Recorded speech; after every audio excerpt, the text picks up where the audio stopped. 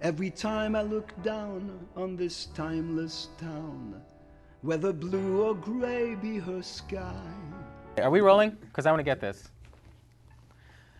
There is a picture of you in TV Guide, and I think it's from late 60s. Yeah. And you are sitting at a piano. Yeah, well, it's a fake. It's a fake? It is. Really? Can I have the piano? I still have it. Do you really? Yes. The picture is kind of fascinating. You're in sort of a white sweater. Yeah. And and they're portraying you as being very relaxed at home, and you're sitting at the piano, and well, that's why. It was for a TV Guide, and it's funny about a TV Guide. You know, after I was liberated from the concentration camp, I never wanted to talk for a very long time, and especially here. Right. When I arrived in America, I didn't want people to feel sorry for me because I went to concentration camps and say, oh, let's like him, you know, even if he's not good. I wanted to like me for what I was.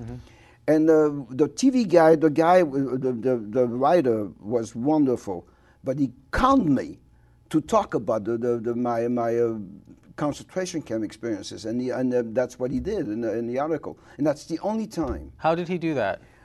We got very friendly, and he knew how to talk, and I say, what do you want to know? I see.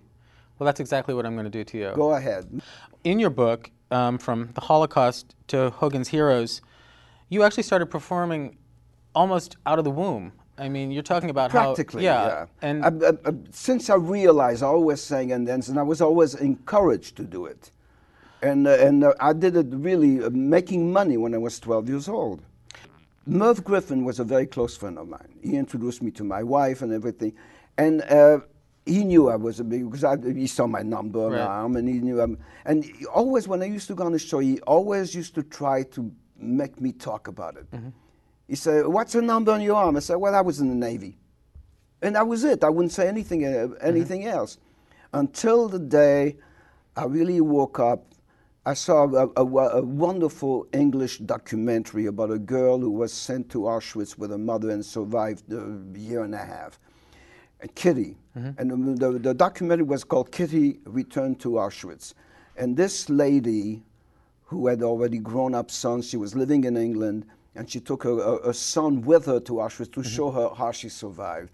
And I watched this documentary. That was in 1980.